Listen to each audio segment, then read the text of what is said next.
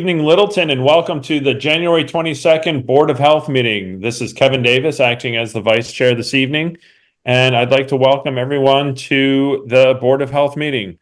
Our first agenda item for this evening is the public hearing for 8 Dahlia Drive. And we're going to have Kirk from Civil Solutions present that. So, is Kirk promoted? Yes, it looks like. I'm sorry, I think you might be looking at the wrong agenda. Oh, am I? I'm sorry. It's the continued hearing for 9 Aspen. Got it. 9 Aspen Road. You're right. Thank you so much. Corrected. It's the 7 p.m. Agenda item is the continued public hearing for 9 Aspen Road. And so we have Dana McNeil from Integrity Building and Design.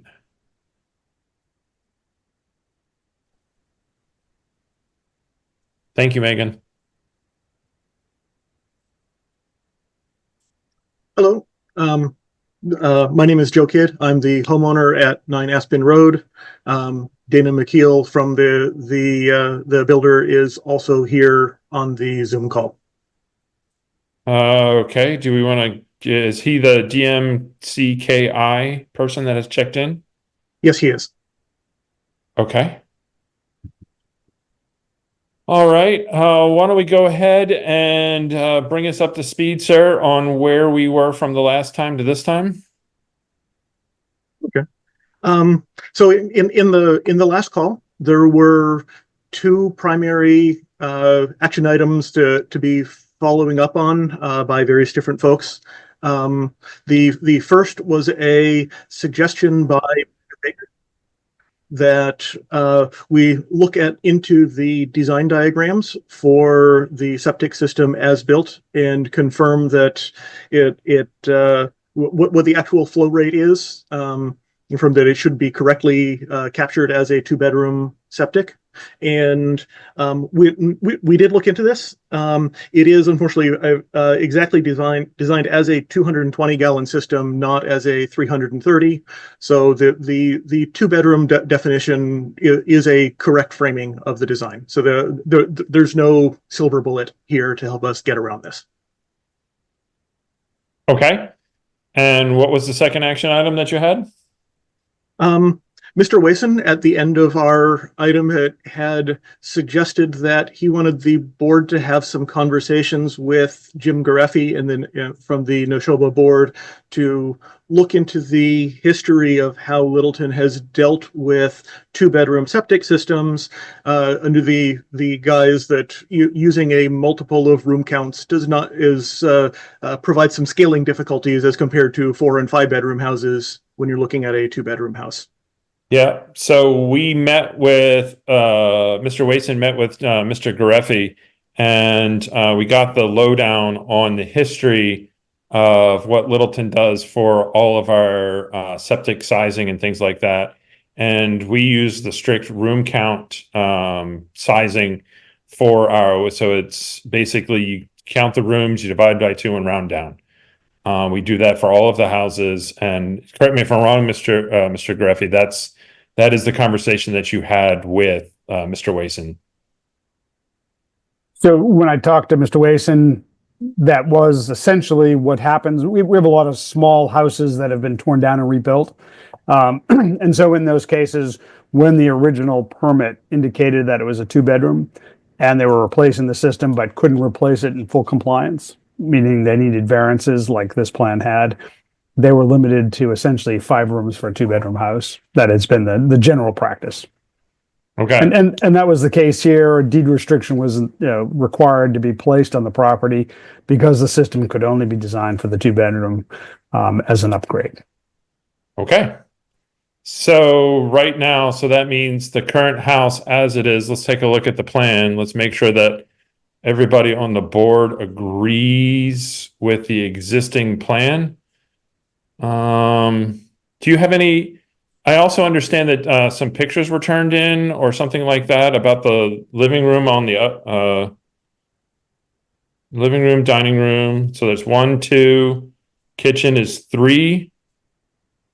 That's on the first floor. Is that what everybody is seeing?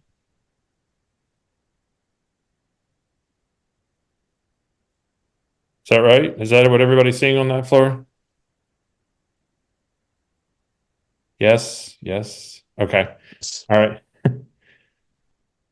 And then if we go to the second floor, we got 4, 5. The office is under 70 square feet, so that doesn't count. Yeah. So I'm just counting the bedroom and the master bath. W- Or Wouldn't, the bedroom, I'm wouldn't, sorry. Bedroom, and isn't there another? Oh, master bedroom. Sorry. yeah, okay, good. Yeah. So that's 5 rooms right there. So 5. So that meets your 2.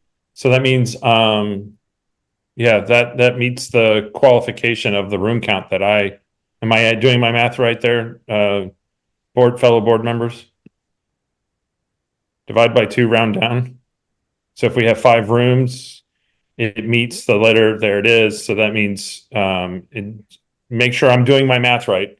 Yeah. Okay. So that would meet, we're right where we're supposed to be with the room count that we're at right now. Right? With Okay. Yeah. So we already have a deed restriction saying that it is a 2-bedroom septic system. So I think that's kind of where we're at. Does everybody agree with that count? Okay. May I? Yeah, Mr. sure. Chair? Yeah. Yeah. I believe in the past we've allowed, and Mr. Greffy, correct me if I'm wrong, but we've allowed 1 additional room with the deed restriction. So Right. in theory, as precedent has been set, we could or should allow a 6th room. Oh, okay. So if I could, this is kind of an unusual one. Typically, you're seeing a plan after the system's been installed and they want to expand the existing house and you're asking to have a deed restriction put on. This one's it's different. The approach is different only because this had a pre-existing deed restriction before they came due because of the system size, because of the septic system. So it's a little different animal. And that policy, as Mr. Baker describes it, is in place that, 1 additional room. The board's generally been okay with a deed restriction. Right. Okay. I wanted to make sure that was okay. All right. Mr. Kane, do you have any comments? I think we've kind of got the answer that we had, that we kind of started off knowing that the house was under a deed restriction. We tried looking for the silver bullet of a oversized system, which unfortunately didn't turn out to be in place. My guess is the deed restriction originally was in place because that was the biggest system they could squeeze into that little space. I think today we're really back to, it looks like we have the same plan before us. So it doesn't look like there's been any changes now that we have this information that we want to, the request is to go from a 5-room house to an 8-room house on an existing deed restricted 2-bedroom house. So septic system, excuse me. Thank you. So I guess my question is, was there any changes in plans to be presented? So basically all we've learned today really different is that the system is 220 versus 330, and we knew the deed restriction was there. Is there any changes to what's being requested? Because this is, like I said, it looks like it's going from a 5 to an 8 on a house that's already deed restricted. I just wonder, is there any new information that we have to really look at? So, by my count, the original plan that we submitted some weeks ago would move from a 5-room to a 7-room count. The additional rooms that are over 70 square feet and non-bathrooms being the office space in the upstairs and the family room in the downstairs. I think the conversation that we have just had here is suggesting that moving 2 rooms above the existing space is a bridge too far. It's not something that really fits within the precedent of what we'd accept. I think we'd like to propose an alternate design that would move from 5 rooms to 6 rooms. In the lower level, the family room would still be a separate additional room. In the upper space, it would be restructured to just expand the size of the existing room, but do nothing to create any additional space. Do nothing that allows any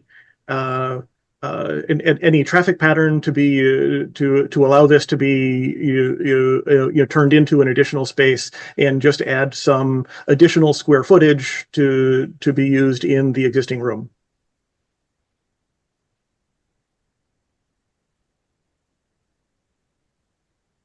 Well, I think what we're going to need from you is to resubmit some plans.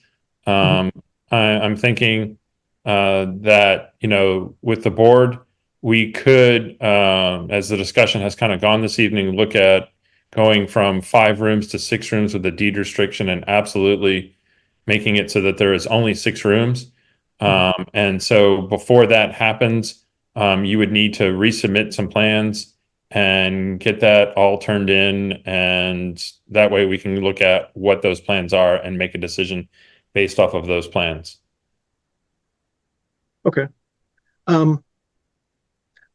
Based on the question that I heard earlier of room counts, and I'd like your assistance in checking my math for rooms. Confirm that in the original proposed set, that this office space was in the original plan the additional added space, and this family room. So this would have moved 4 to 7 as drawn, and that we are 5 to accepting, 7. and that is beyond the precedent that we'd accept, and we need to submit a plan that would potentially go up to a 6-room space. Is that correct? So yes, you would need to submit a plan that shows that first floor change as well as the second floor change. So that way we can evaluate that. My apologies. Which first floor change? You're not including the family room on the back side?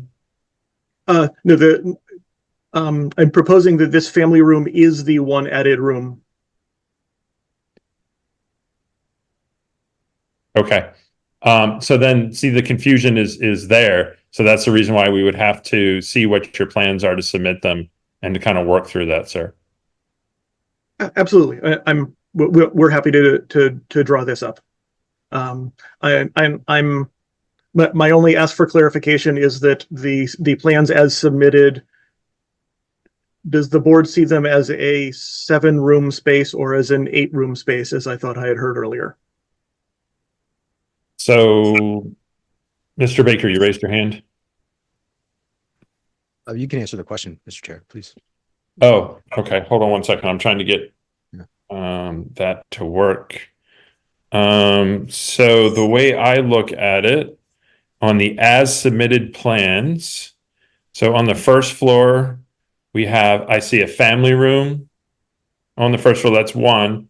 Kitchen's 2, dining room's 3, living room is 4. Is that what everybody sees on the first floor of the newly submitted plan? Right? So we got 4 on the first floor. Okay. And then on the second floor, I see bedroom of the submitted. I see master bedroom of the submitted. And then I see this other room off to the side. So I count 3 rooms on the second floor. Is that what everybody else is seeing on the submitted plan? So I count 7. Okay.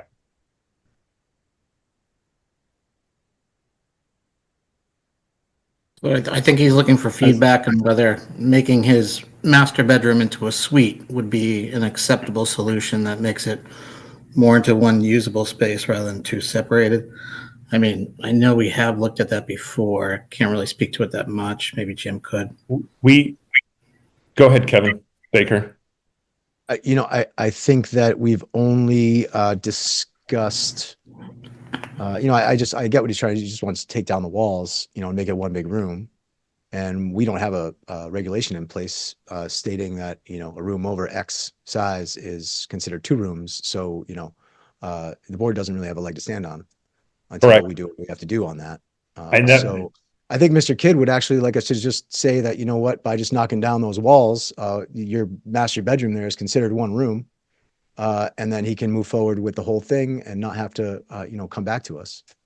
And, in the effort to just save some time, until we have a regulation in place, I don't think there's, And I would agree with you. Kevin Baker, that we've done that in basement plans before where we've had extra walls and we said, if you remove that wall and make it one giant space and all that kind of good stuff, then, you would have a deed restriction to say that there's only 6 rooms. And So Mr. it's Davis, still a 2-bedroom septic. So Yeah. And we see that as a design with master bedrooms having a suite these days, particularly with people using bedrooms as offices and whatnot. So certainly, and I guess as I look at that, things that concern us about separate units, particularly in the days now with ADUs, is separate set of stairs going to it. This doesn't have that. An area that can be kind of closed off. This doesn't have that. It's all contained within the one room. It's not a walkout basement. So it truly seems to be what it is. just one caveat I would make is no egress window in that new office they're putting in. There's a window on the end, it looks like. Yeah. I just make it not an egress window, I think, so it doesn't, turn into an in-law. Dan, do you have any other comments? I don't. I was doing a little bit of math on, looks like that divider wall, but I think I don't have opening that one master bedroom up to one large space. I think it gets our room count down to 6. I think that's technically in compliance. I think the knee walls also help kind of Right. restrict what you can do with it. It's a slope ceiling on both sides. Yeah. Gino, do you have any comments?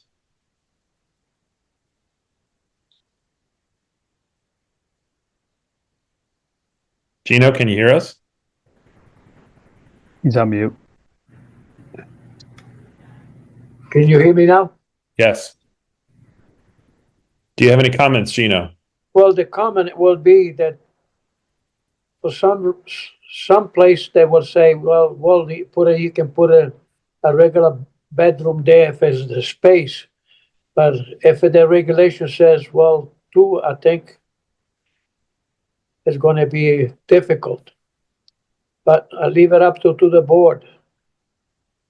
And Jimmy's there, and he can give us a sort of a yes or no.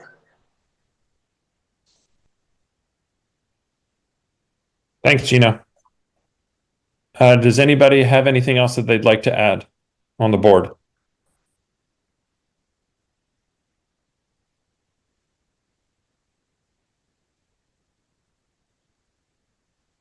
Okay, hearing nothing, need a motion?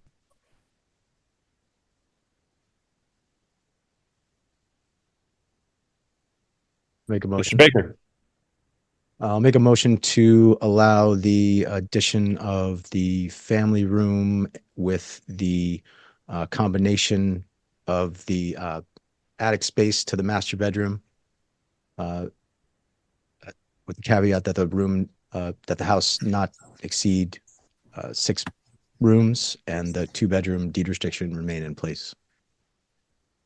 A So- second. we have a motion and a second. I'll do a roll call vote. Mr. Kane, or any discussion? No discussion. Okay, Mr. Kane, Kane votes yes. Mr. Baker, Kevin Baker votes yes. Mr. Fratallone. Okay, Yes. Okay. And the chair, Kevin Davis, votes yes. So, Mr. Kidd, you have your deed restriction in place for a two-bedroom septic system with a 6-room limit.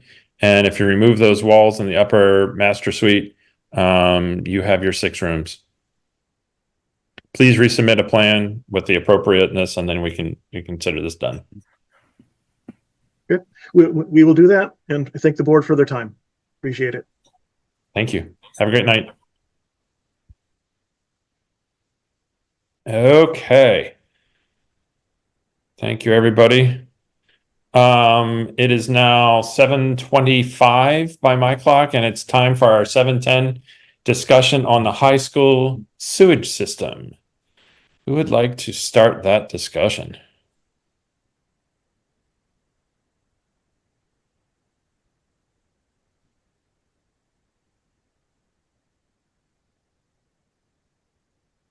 Anyone? Mr. Chair.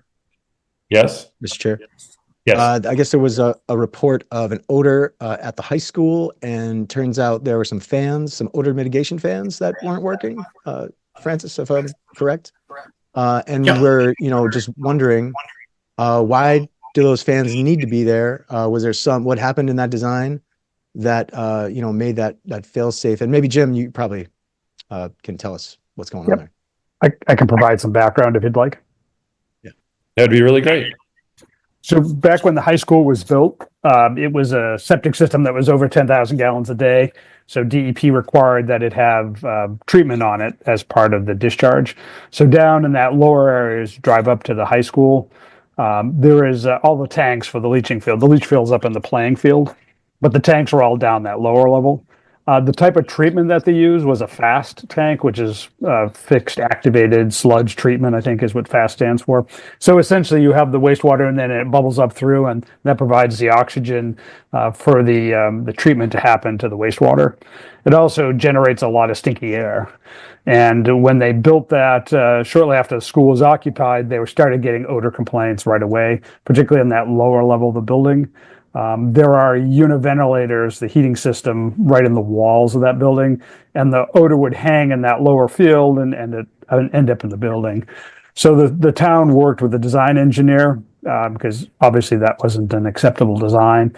And I don't know if there was legal action or what there was, but there was a lot of back and forth. So they came up with a system where they put fans to draw the essentially stinky air off the FAST tank, run it through carbon and vent it, so that you could move the smell from that lower area, throw it through some carbon, and kind of clean it up.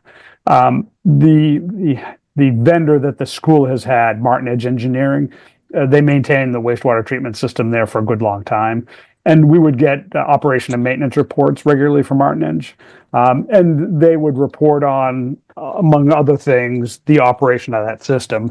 And most times there wasn't an odor issue. And again, they produce some of the better reports that you'll see. They kind of describe whether there was a noise in the fan, whether they replaced the fan, whether they replaced the carbon. And so I kind of picked 3 or 4 of those monitoring reports just to see what the history was. In most cases, they were replacing the carbon from time to time, so they were maintaining that. And they were replacing the fans as needed too. So it's essentially a mechanical system that somebody probably needs to pay attention to when the fan gets noisy, so they can go change it out before that happens. When I talked to the sewer department, who is now operating that, because that's going to be connected to the new wastewater treatment plant, so that's all going to end up going to the plant, and then the wastewater pumping back to the high school for discharge up in the field. What they mentioned, that it sounded like the fan failed overnight, which meant the odor had a good chance to build up overnight until the next morning, and that's when the odor was discovered. Mr. Baker, I don't know, was that the only complaint, or did you get other complaints in the past? I don't recall having a complaint there since they've put that fan system on. So I wasn't sure if this is something that was happening regularly, or if this is just kind of a one-off. So I'm remembering now what was happening a little bit there. Thank you. If I remember correctly, we got a email from a resident that was talking, that actually has a child in the school, Mhm. and that the school moved all the people from that area where the odor was to a different area of the school, but allowed the school to continue for the day. So there was a concern to A, address the system to make sure that things were working appropriately, and B, that there wasn't an issue with continuing the school for the day. So I believe Francis was there after the fact, and I guess there was no odor when you went to the school, Francis, is that correct? Yeah, so I guess for public consumption, just so everybody's all filled in. So around 11 o'clock, we received a complaint from a parent concerned that there was an odor situation and that 2 classrooms had been relocated due to the smell. We got there within the hour of receiving the complaint. The smell did dissipate at that time. We talked to the school administration. We followed up with the engineering department for the town, who now runs the plant, as Jim said. So it was a mechanical failure. As part of the discussion, we talked about maintenance and in the future, what can be done to make sure that this does not occur. And if there is some kind of critical failure, what kind of fail-safes do you have going forward that would address this? So one of the things we discussed is being prepared with additional parts that mechanically will run down over time, and that there should be extras in place. And especially with the issues that it's had, a full system should be ready to be replaced on scene. So that's what they have ordered, and they're going to be doing going forward. So if it does happen by chance, just based on routine mechanical failure, they'll be able to address it same day like they did, and it will not be an issue. I mean, in terms of how long the smell was there, how intense the smell was, I wouldn't say that there's any biohazard concern, but I would say that, you know, when it becomes that dense, that you're going to have kids who might go to the nurse. And that was one of the questions I asked is, you know, did any students go down to the nurse's office? Was there any concerns after the fact, day after, with kids that felt sick day after? There were not. So I don't think it reached a level of concern where we have to talk about indoor air quality. It's certainly something we could look into, but also consider we'd have to engineer failure to be able to actually study that data in real time to find out that. So it's something we could look into, but do you want to go that far at this point, considering that it is going to be replaced in the future, near future? Okay, so is the system up and working now? Isn't it functional? The system was up and working within an hour and a half of the notice failure. Okay. Now that the town has taken over, one of the things that I heard from Jim was that we were getting reports on the status of the system and things like that. And now that the town's taken that over, I would assume that means that they're going to have reports that are going to be given to the board about the status of the system. Is that still going to be continuing? That's something we talked about as well. Just because, you know, with changeovers and everything like that, reports go to different emails. So that's something we will have and we'll be able to review monthly. Okay, so that is still continuing even though the town did take it over. Yes, I think there was some kind of miscommunication, but we will be aware and we will be watching it. Okay. Dan. Just to clarify that really, it's not really the town taking over because it's a town system now at the high school, and it's just basically being moved to a larger town system, still being regulated under DEP authority, not Board of Health authority. So really, we're just any reports we get is just informational, really, rather than an enforcement piece. But obviously, it's nice for us to know, just like the Point or any other larger systems in town, just so that we are aware if there's events going on that we can work with DEP to pursue if needed. But just, yeah, probably sure we're clear that it's not, it really is just changing equipment. It's just a new system, but still under DEP regulatory authority, right? That's correct. So one of the things that'll happen when you move to the new wastewater treatment plant, I would imagine all those tanks that are now down in that lower area will be discontinued and filled in or taken out of the ground. So no longer should you have that odor source right there adjacent to the building. It moves down the street, down to the interchange, and they address it down the street. So hopefully you just have lines going back and forth at that point. Mr. Baker, do you have any questions?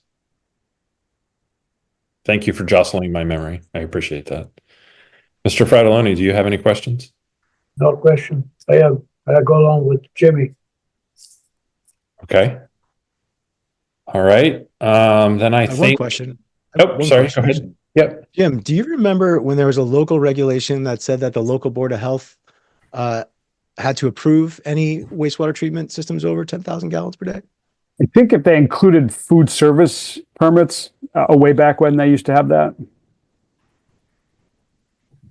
DEP handles most of those, so by the time I was getting to Littleton, we weren't really licensing large facilities because DEP, that was essentially their responsibility, their authority.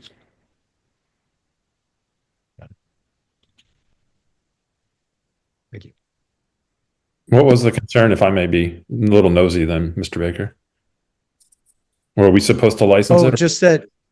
No. I thought that back in the day, Littleton had a regulation just stating that any sewage disposal systems over 10,000 gallons a day were actually something we had to look at and approve, not just DEP. So kind of the history of that, when these all, when the code changed and the system size dropped from 15,000 gallons to 10,000 gallons a day, there were a lot more systems that were essentially out of the purview of local boards of health. And so I don't know if that was kind of a vestige of that the board still wanted some control over those systems, but they still were always the authority of DEP.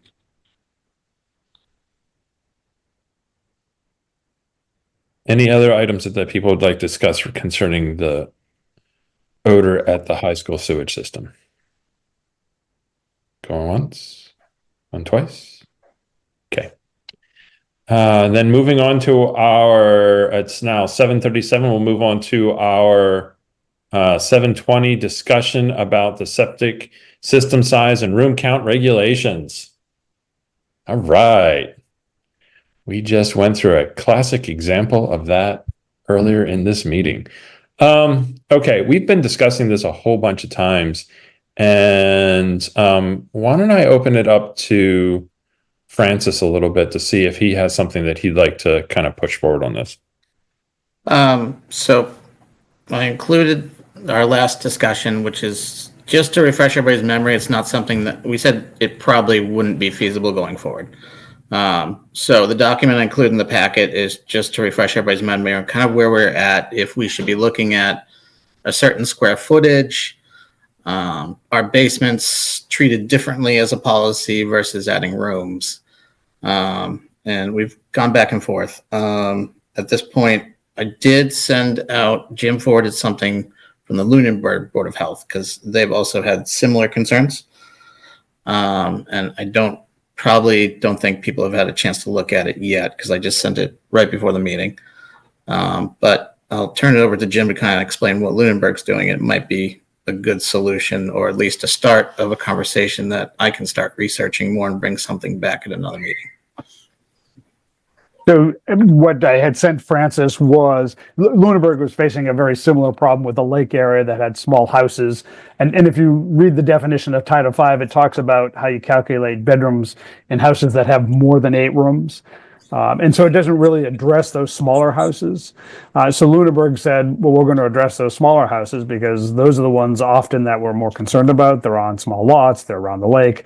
So they essentially put a regulation in there, Board of Health regulations, that essentially gave them the authority to kind of regulate back. So houses that have 8 rooms or less. And essentially it's applying the same, add up all the rooms, divide by 2 and round down, but it just gave them kind of formal authority to do that.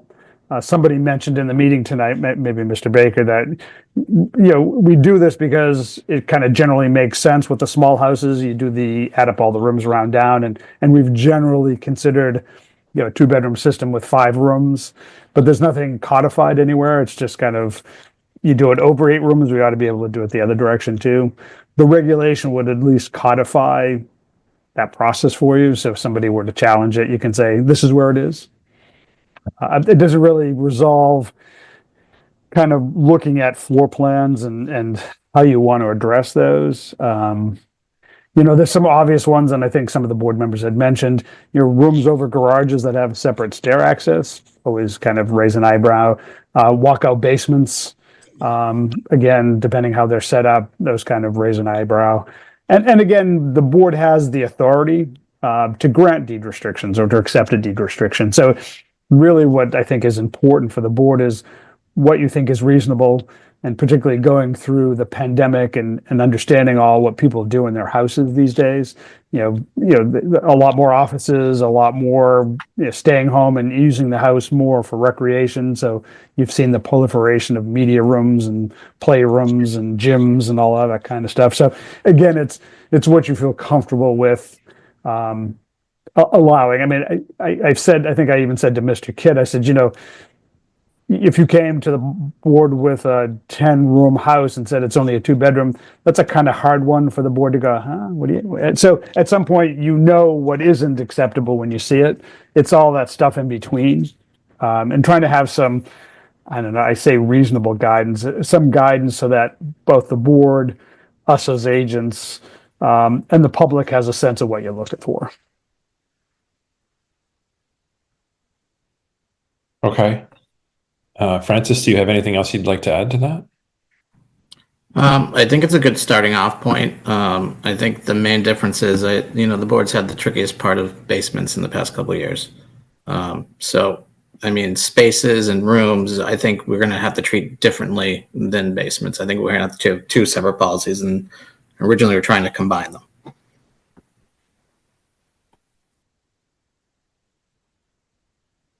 Okay. I know, Mr. Baker, you had an idea about, if it's 300 square feet or more, you need to divide that room in half, count it as 2 rooms. You had an idea about that. So here's one big. Well, that's what our, the Littleton regulation, I think it was, maybe it was, I think it was 2005, because I think that was taken out. It was 2007. Okay. Went through all the criteria. Any dwelling with 6 rooms shall be constructed to have 3 bedrooms. Any dwelling with 7 rooms shall have 4 bedrooms. And then none of that applies anymore. I think what Jim has sent us with the Lunenburg regulation is a really good start, but it doesn't address our other issue of room count. But if we were to add in another bullet point here, just saying that any other room other than a kitchen, dining room, or living room in excess of 300 square feet that meets the definition of a bedroom shall be considered 2 rooms. If we added something like that in there, I think we'd be covered on all the issues we face. Would that also include all the basements? Like if we had, Any other room. I'm sorry. If we say that it's any other room other than a kitchen, dining room, or a living room in excess of 300 square feet, it should be considered 2 rooms. What about what if, a very large house had a 30 by 50 single area foot basement, and, it's granted that's 1,500 square feet. I mean, that's big. Let's just do 1,000 square feet for argument's sake, because you take off some room for mechanicals and things like that. But you'd say that would only be 2 rooms in the basement, whereas logically, I would see that as potentially 3, right? I mean, we can pick a number of square footage that works in today's day and age. I mean, these things were in a pre-COVID, 2007.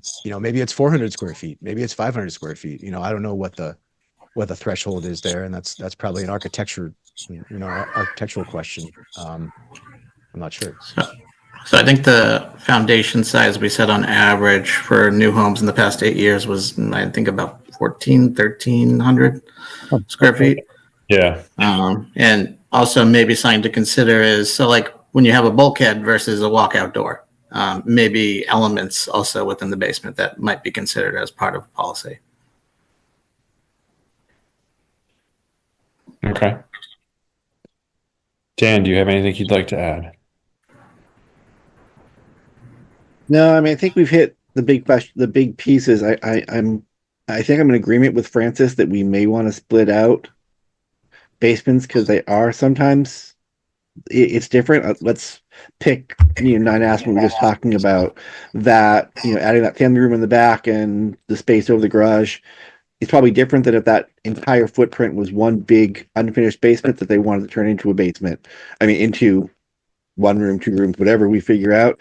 I think that does kind of change, making the entire basement one big room still has a bigger footprint than all the other construction they were proposing. So, I mean, I'm just trying to figure out, I don't have a great answer. I do kind of have that big open finished basement space. I have one versus lots of us do that, how much that number would go towards if it was being done today. What would that look like for request versus adding on an in-law apartment over my back patio? Much smaller footprint, but that would certainly count as one or two rooms potentially, where my one big finished basement would only count as one. I'm just not quite sure. I want to make sure that we are fair and consistent, and that it's that we are able to apply it consistently to different things. Because I guess part of me is like going, yep, if I'm putting in 300 square foot rooms, that's clearly 3 rooms. My 1,000 square foot basement or whatever it is 1 or 2 or 3. I don't know, with no, I think we need to look at it slightly different, look at each differently. I know I'm rambling. I'm talking it through. I apologize. Yeah. I think I agree that, basements may be looked at differently with the caveats of a bulkhead versus a walkout, the stairs going up to an over garage or a second floor, a second external egress. I'm not sure, maybe try to codify that as well, that a walkout basement does look different than a bulkhead. I just don't know how to put it into words. I like Lunenburg's basic principles. I think it makes sense. I'm trying to apply what they have here to our discussion tonight, going, okay, I'm seeing 2 rooms. I apologize. My count for 9 Aspen was actually off because I was doing the math quickly on my head for that small in-between room between the master space and the larger garage space. That, yes, that smaller space was 69 square feet, 1 foot under. Good math by the architect. But in my head, I did a quick math going, yeah, it's 7 and change times not almost 10. That's about 7. It's 69. But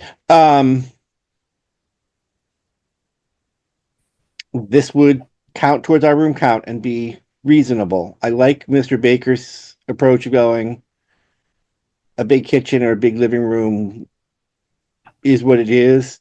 It's that new construction space, finishing the basement, picking that square, making the exclusions for a kitchen, dining room, family room. I think that's a great idea.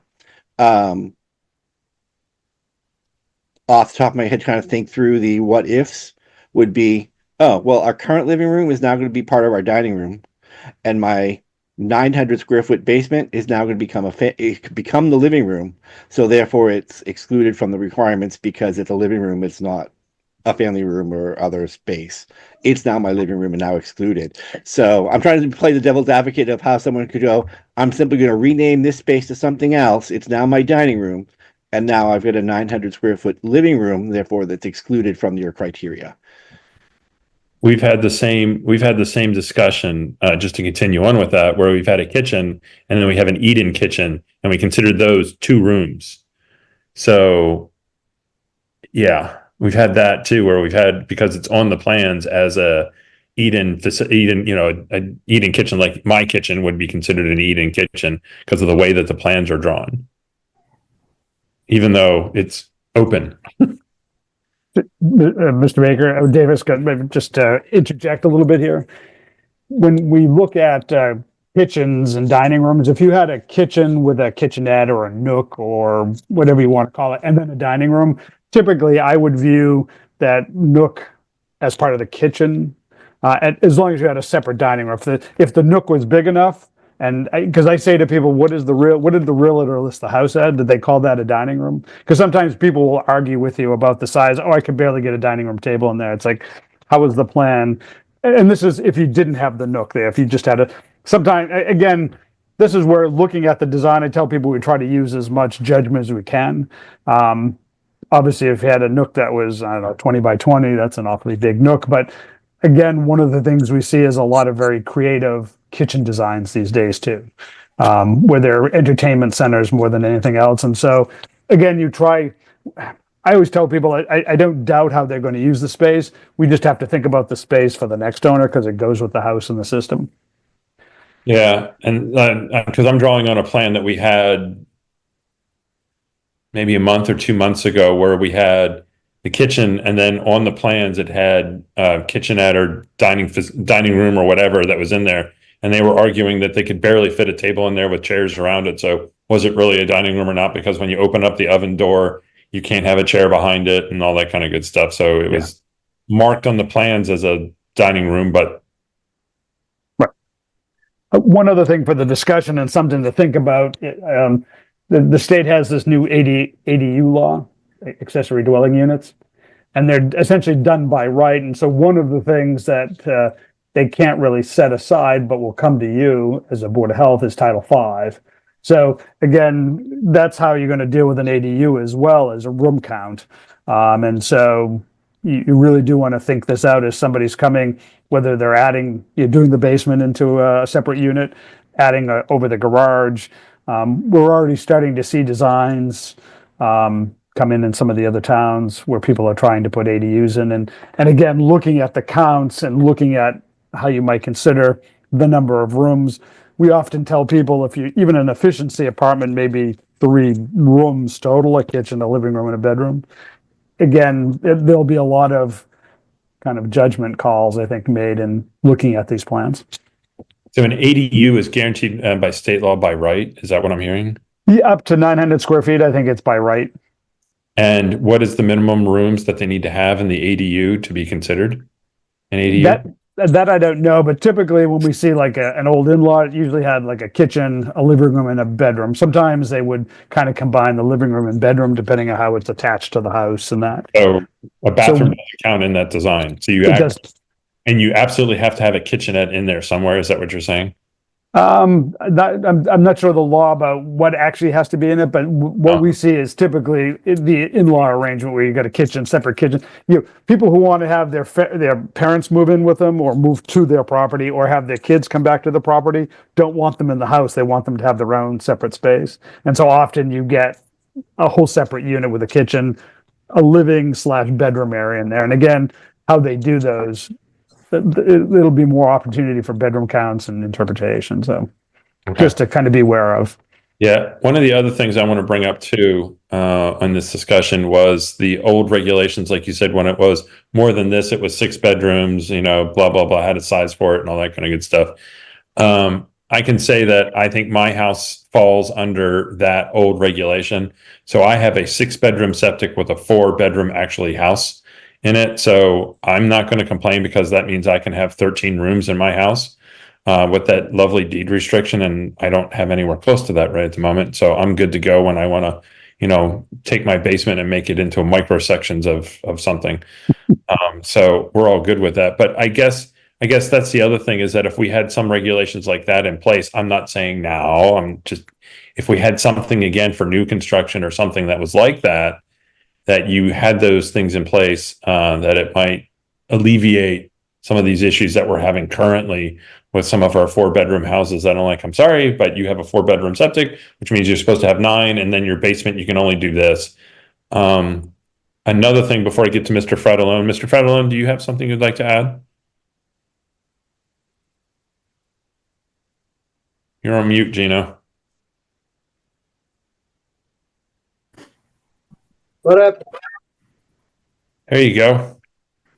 Do you have anything you'd like to add to the discussion about room counts? No, the conversation was very good. Okay. One last thing I'd like to interject about a walkout basement.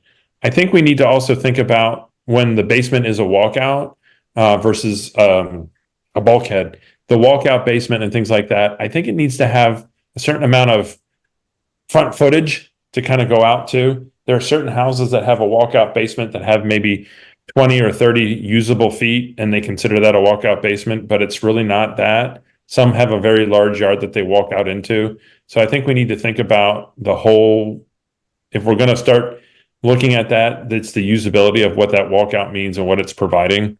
So I think we need to consider that as well into our discussion. we can discuss it at another time. The question is, we have to make sure there's gonna be on regulation. And Jimmy, he can give you the answer right away. Okay, anything else? Make a motion to adjourn? We have a few more items on the agenda, but we have a motion on the floor to adjourn. Yeah. Do I have a second?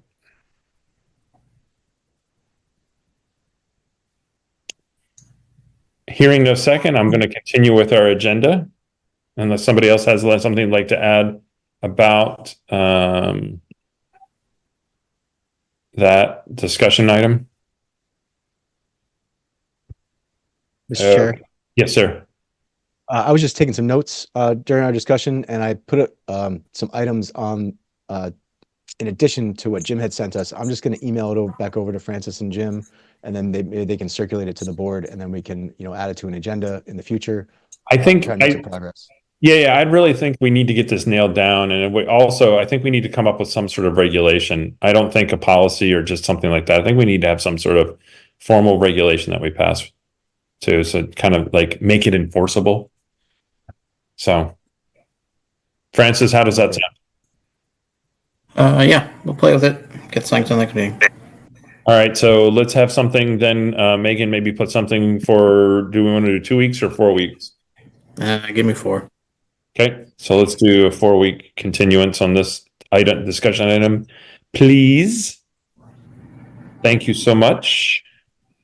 All right, not hearing any other discussion items, and just close that down. I think we'll move on to our 7:30 ID discussion support tool. Our normal person, Mr. Wason, would be here to discuss that. Did anybody receive the ID support tool from Mr. Wason for this evening? I didn't see anything. So we've been having some OneDrive issues. Okay. And I was working with him on today. We do not have it for this meeting, but we will have it ready. Okay. I also saw that we may have some issues getting some of the data. I think there's going to be some new processes at the federal level that how data gets released. So there might be some delay in getting some of the data from the CDC. So I think we're going to have to rely more on the state's infrastructure to get some of the wastewater data and things like that. Mr. Kane, it looked like you had a comment you wanted to make. Yeah, I actually don't have the ID decision support tool. I do have some of the basic numbers for flu and COVID. If Sure. anybody's That'd be interested. great. If you wouldn't mind presenting, that'd be awesome. Yep, no problem. So currently, we're at state level, we're for moderate risk for flu. Percentage of hospital-related visits regarding flu-like symptoms was about 5%. It's down from about 5.8% last week, the previous week. So slightly less, but still at a moderate risk. 3% of hospital admissions were for flu. So a relatively high number, but still down a hair from the previous. 38 deaths regarding related to flu this season. As far as COVID, we had 1,957 new cases for last week, which is the last reported week. 24 deaths was actually up quite a bit. It's been mid-teens for quite a while. 24 is the highest in a week that we've seen since beginning of October. So again, compared to old numbers, it's not large, but 24 is still a pretty big number in the big picture. We're at here in Littleton, it looks like we've had 109 confirmed cases since for the season. So I believe it's been since summertime, since July 1, I think, is when they're using the season, July to June. So 109 confirmed cases here in Littleton, but there's no risk. I've not seen the wastewater data, but cases are still out there for flu and for COVID. Be safe, be smart. If you're sick, stay home. Our standard, everyone knows. Get Be vaccinated. safe, wash your hands.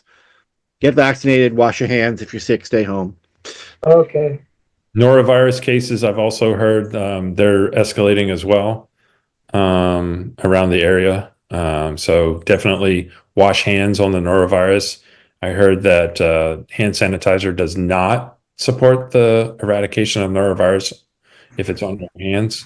So you definitely want to use that soap and water for 20 seconds. I also heard RSV is kind of having fun. I haven't heard, Dan, if that's been stable, going up or coming down. My quick peek just before the meeting, I did not see RSV numbers at all, so I can take a look as we continue on. Yeah, okay. Does anybody have any other information on that? Oh, H5N1. I know we had a concern about that as well. The last meeting, yep, go ahead, Francis. So I did create a webpage. What I want to ask the board tonight is, given that there was something more recent in the news in Plymouth there, do we want to do some kind of maybe 3-liner release directing people to that webpage saying, it's not to scare people, but just kind of direct people to the page. So, I mean, the page, I should have sent it out for the link, but it basically has most of your frequently asked questions that a normal person would have, and question that seem to be the most asked about precautions, what to do if you see a dead bird or a bird acting erratically, what's going on in the news, what has been any case count deaths. Also, interestingly, they've been talking a lot about pets being of concern. It's a very valid point. Raw milk, raw products for cats, I guess, has been recalled somewhat. So we have that page up and running, but maybe it'd be worthwhile sending something up to the public at this point, just saying, hey, we have this page, please take a look. Okay. Maybe having the page emailed around to us and letting us take a look, and then we can, thumbs up it. Sounds good. But yeah, I think this is just information. I know they did find a couple of dead Canadian geese on the UMass Amherst campus.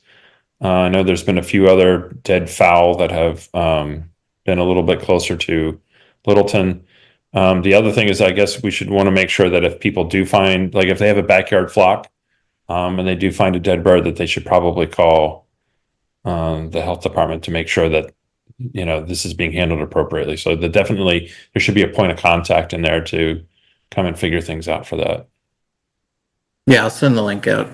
We addressed that. So at this point, Wildlife and Fishery have taken point where they've Okay. set up a portal that we have a link to where you report it directly to them, and they're starting to keep case count. Perfect. Okay. All right. Anybody else have anything before we move on from that? So, You all set? In the news today, there was an update that UMass Memorial is committed to putting some kind of emergency department in place of Neshoba Valley. Obviously, that's a long road, but it is news. That is good news. So the UMass Memorial is looking at taking over Neshoba Valley as an I don't know emergency. if they're not going to take it over. I think it'd be too much work. You're better off starting from scratch at this point. So I think they were eyed first in August, asking if they would step in, and they did not commit. And as of today, they have officially committed to putting something in the area. It's a question of where that is, though. A new facility. Brand new facility, but I think it's going to be limited. Dan probably has a better idea of what the information is. Dan may have a good idea too. I've seen. I think I've probably seen the same news reports you have, but it sounds like they've agreed with the Neshoba Valley task force that they're going to establish a freestanding emergency department with some imaging capabilities someplace in the Neshoba Valley area.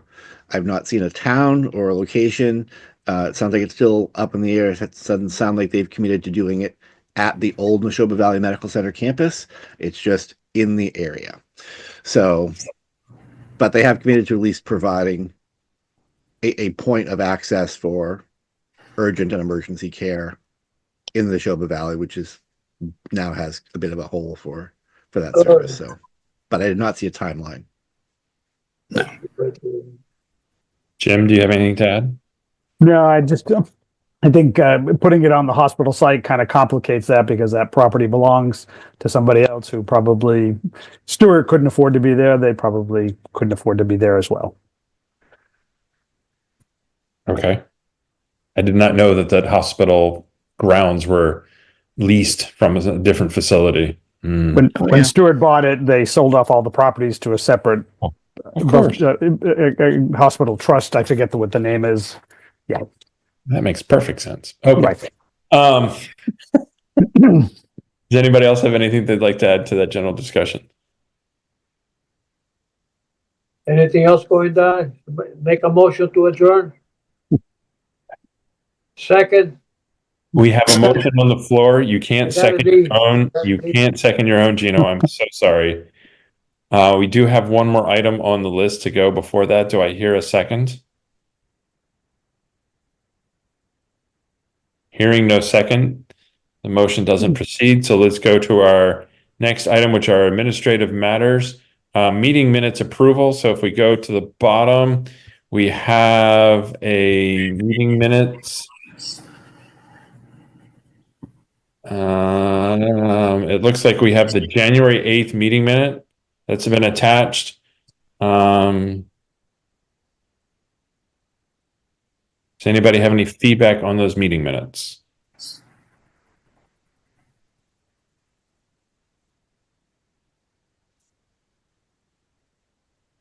And hearing no comments or feedback on it, I'd like to take a motion.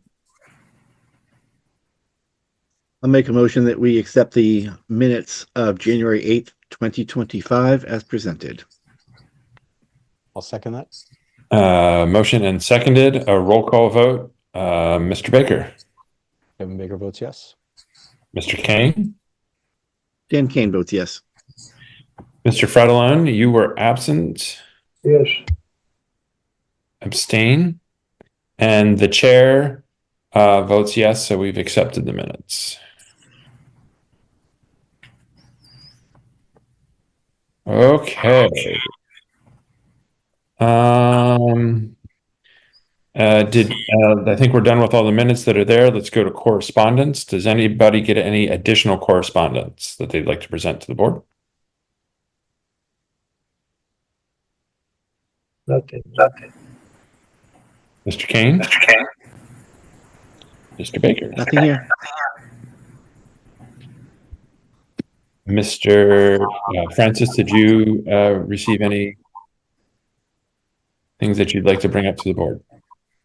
I have, but I'm going to save it for the next meeting. I'd like to discuss in the next meeting how we'd like to kind of generally handle food establishments that we see are going down a troubled path.